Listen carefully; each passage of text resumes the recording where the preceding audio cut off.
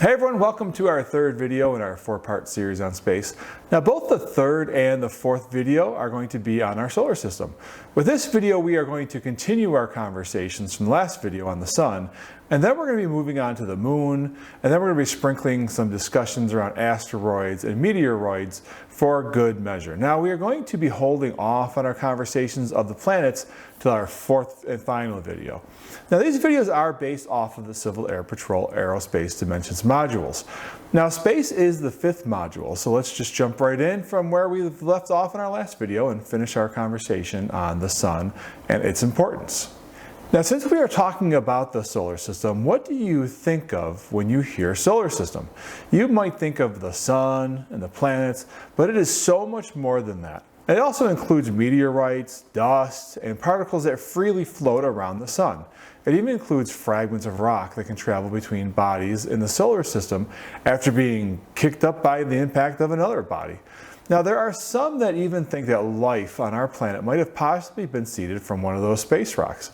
Who knows? So our solar system is everything that is under the direct influence of the gravity of our sun. That's important to know. Now while the majority of stars in the Milky Way galaxy may be by themselves, a significant number of them, currently the number is around 15% of the stars in our galaxy, are expected to be very similar to ours. Now given the billions of stars in our galaxy alone, that could mean several hundreds of millions of stars could be solar systems similar to ours with planets orbiting them. And it seems every year researchers are finding more and more planets orbiting other stars. So that percentage could actually go up in the future by a pretty good amount. Now, no offense to the other planets or other objects of the solar system, but the sun to us is the most important. Without it, there's no heat to warm our planet and its inhabitants, and there's no light for the plants to use to make the oxygen that we use to breathe. Now the distance from our sun to the Earth is also important. Now the Earth is right in what is called the habitable zone, or what many call the Goldilocks zone. Not too close and not too far, just right. That distance for us is 93 million miles, and we use that as its own measurements. We call it 1 astronomical unit, or AU for short. So if you had something that was 2 AU, it would be 186 million miles. Now the sun is also massive. If the sun was hollow, like an Easter egg, you could actually fit everything inside our solar system inside the sun, and it would still be very empty inside.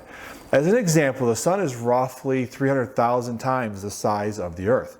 You could fit about 1 million Earths inside of it. Now as big as the sun is, it's only a medium-sized star. There are other stars that would make it look absolutely tiny. Now our sun is about 90% hydrogen, 9% helium, and then some other minor elements. It has a diameter of 864,000 miles, and the temperature is not even across its entire surface as you might think. It has a massive fluctuation from about 4,500 degrees Kelvin to 15 million degrees Kelvin at its core. This high temperature range is what gives our sun its yellowish color. The center is so hot and dense that the material sits in a completely different state than the solid, liquid, gas states that we're used to. And it's also the fourth state that we call plasma. Now the particles from the atoms are not free in a typical sense, but they are unbound to their atoms, making it very easy for them to move around the ionized plasma and making the substance very highly electrically conductive, where electric and magnetic fields dominate the sun. Now, much like our planet's thin atmosphere, the sun has a relatively thin outer layer called the photosphere. It is this portion of the sun that it gets its light from. Those photons of light may actually take hundreds of thousands of years to actually escape the sun from the core and make its way to the surface, where in just a few minutes it's going to reach the Earth. Now most of the surface, like its core, is made up of hydrogen and helium, and the temperature, while nowhere near the temperature of the core, is still a very hot 10,000 degrees Fahrenheit. Now the sun does not have a solid surface as we might think of with the rocky planets. Instead, the upper layers are in constant motion. This violent interaction of hot material, much in the way of the movement of our atmosphere, can create significant weather on our planet when air masses collide. Now the sun has solar disturbances, and we can identify them as sunspots and solar flares. The sunspots are darker because they're relatively cooler. Thus, while they look darker than the surrounding area, giving them their spot appearance, they're still pretty hot. But these locations bring to birth solar flares and prominences. Now, a solar flare is incredibly dangerous to our satellites and any astronauts that may be in their way. They have a short duration but carry an incredibly high density of energy. So much that we have entire systems that monitor the sun 24/7 so that we can react when a flare is detected that is heading towards us. This could be putting astronauts in a protective area of their spaceship, as well as putting spacecraft and satellites into safe modes to reduce the chances of damage to their electrical components. Now, astronauts can be killed within minutes if they get caught unprotected and a bad solar flare reaches them. An example was that in 2005 when members on the ISS had to rush into the Russian module, which was actually built to withstand solar flares better than the rest of the station. But as mentioned, solar flares don't last long. But like a tornado versus a hurricane, solar flares are like a tornado. They are relatively small in size, but they have incredible power, but they also don't last very long. The hurricane version, however, we call a solar prominence.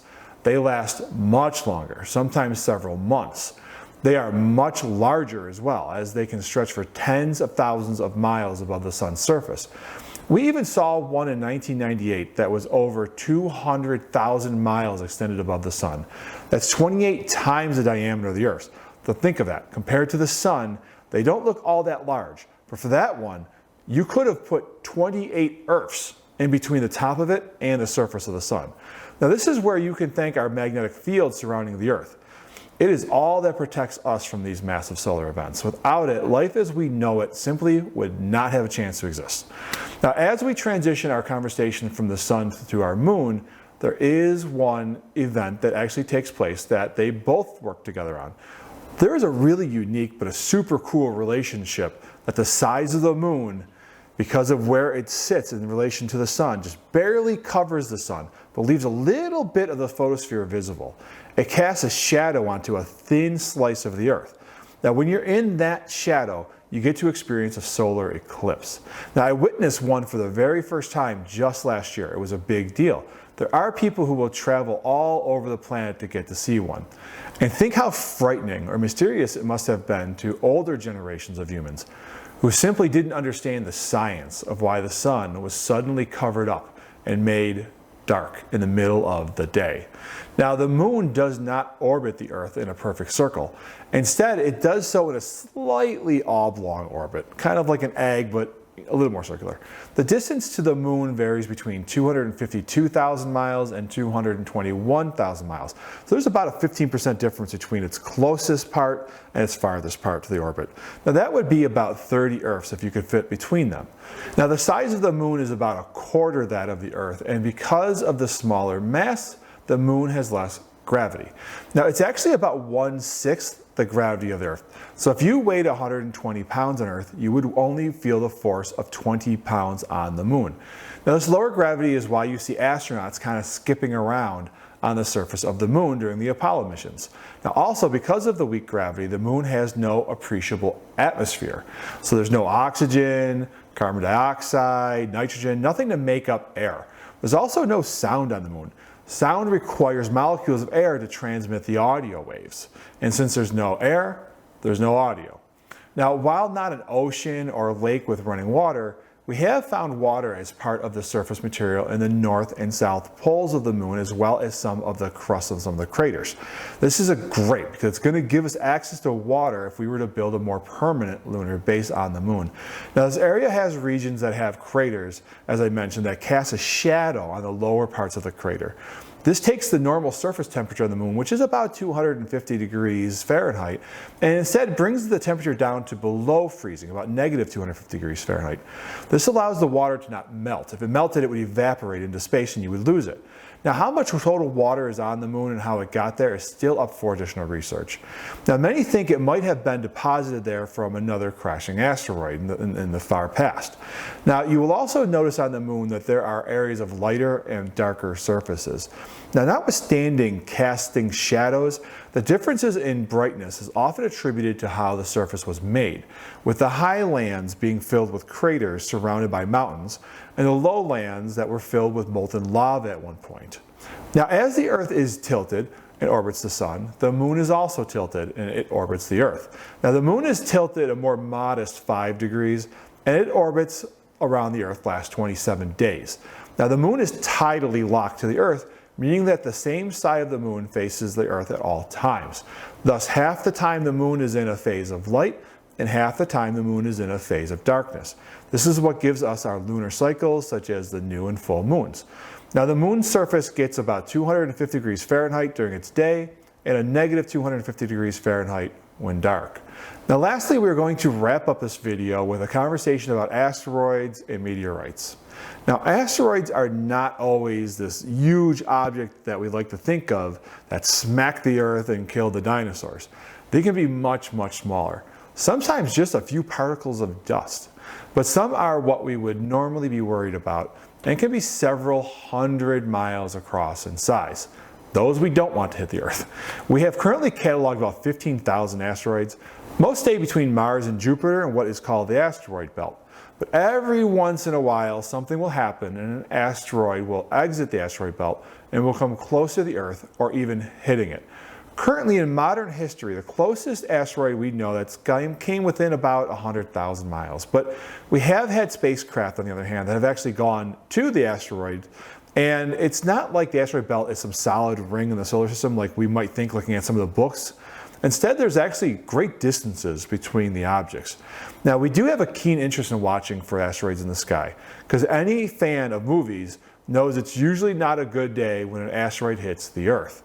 Now, given the mass of the object and the speed at which it is traveling, it could create an environment on the planet's surface that makes life as we know it not possible. Now, in 1997, we even sent a spacecraft named NEAR, or the Near-Earth Asteroid Rendezvous, that made a high speed and close pass of the asteroid named Eros. I'll show that here.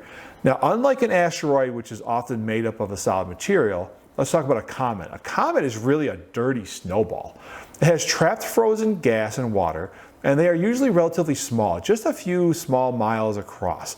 And while they tend to stay at the outer areas of the solar system, they sometimes do have orbits that bring them closer to us. And when that happens, the sun will actually melt the water, causing a trail to form behind the comet and making it look fluffy.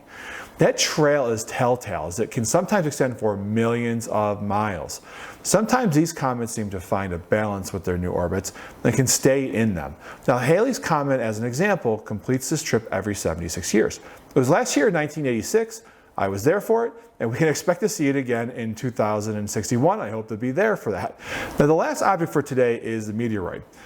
It is very small, and if it's just a few particles in size, then we call it a micrometeorite. Now, meteoroids are typically just leftovers from the comets. Most of them are going to interact with and burn up in the atmosphere because they're going to be traveling at such a high speed. The meteorite is going to cause great friction against the molecules that make up our atmosphere, and that friction is going to cause them to burn. They'll actually burn up usually in the atmosphere.